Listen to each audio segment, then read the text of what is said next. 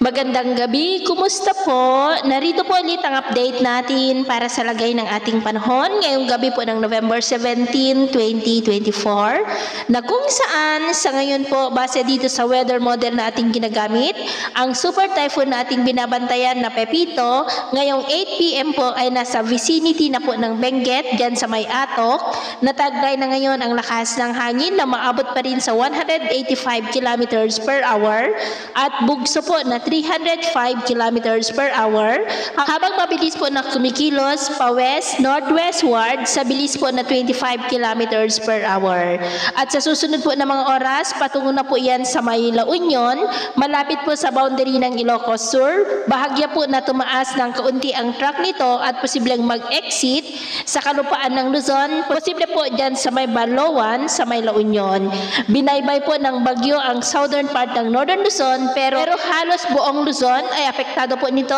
gaya po ng inyong nakikita. Bukas po ng hapon, posible naman na yan na makalabas sa ating area of responsibility at unti-unti na po nabababa at iihip ang malamig na hanging amihan lalo na po dito sa northern part ng Northern Luzon sa susunod po na mga araw. Pero sa ngayon po, dahil kay Bagyong Pepito ay nakataas pa rin ang signal number 5 sa may central portion ng Aurora, sa may Dipakulaw, Baler, Dinalungan, Maria Aurora, Kasiguran, San Luis, the southern portion ng Quirino, sa may Nagtipunan and the southern portion ng Nueva Vizcaya, sa may Alfonso Castañeda, Dupax del Norte, Dupax del Sur, Kasibu, Aritao at Bambang. Signal number 4 sa nalalabing bahagi po ng Aurora, the rest of Nueva Vizcaya, the rest of Quirino, the southern portion ng Ifugao, sa may Kiangan, Lamut, Tinok, Asipulo, Lagawe, maging sa may Benguet, the southern portion ng Ilocos Sur,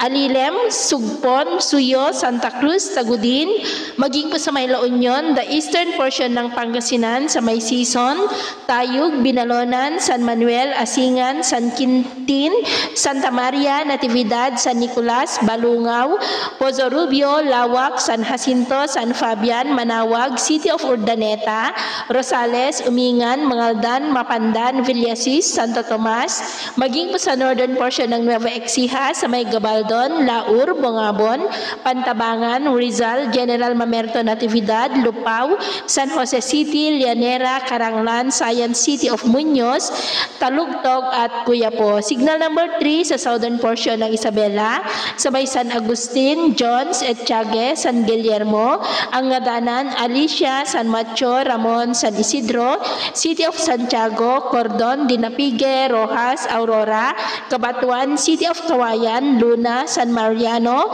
Benito Saliven, Nagilian, Riana Mercedes, San Manuel, Burgos, nalalabing bahagi po ng Ifugao, Mountain Province, the southern portion ng Kalinga, sa may Pasil,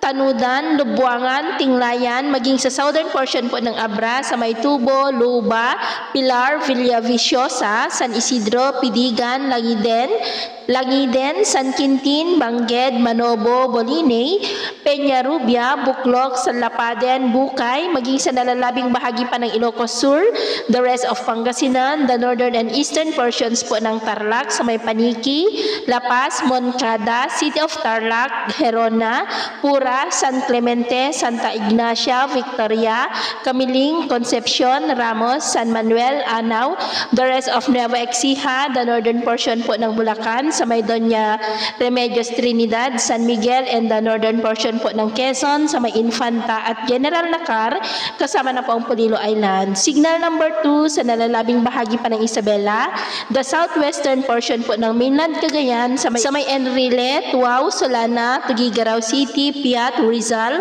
the rest of Kalinga, the southern portion po ng Apayao, sa may Coner at Cabugao, the rest of Abra, Ilocos Norte, Zambales, nalalabing bahagi ng Tarlac, the northern portion po ng Bataan, Orani, Abukay, Hermosa, Samal, Dinalupihan, Pampanga, maging po sa nalalabing bahagi pa ng Bulacan, Metro Manila, Rizal, and the northeastern portion po ng Laguna, sa may Santa Cruz, Pila, Mabitak, Paete, Pagsanhan, Pangil, Santa Maria, Siniluan, Cavinti, Kalayaan, Lumban, Pakil, Fami, and the central portions po ng Quezon, sa may Sampaloc, Mauban, Perez at Riyadh. ulan. Signal number 1 po sa nalalabing bahagi pa ng mainland Cagayan, the rest of Apayao, the rest of Bataan, Cavite, nalalabing bahagi ng Laguna, Batangas, the rest of Quezon, the northern portion po ng Occidental Mindoro sa may Abra de Ilog at Paluluan, kasama na po ang Lubang Islands, the northern portion po ng Oriental Mindoro sa may Puerto Galera, San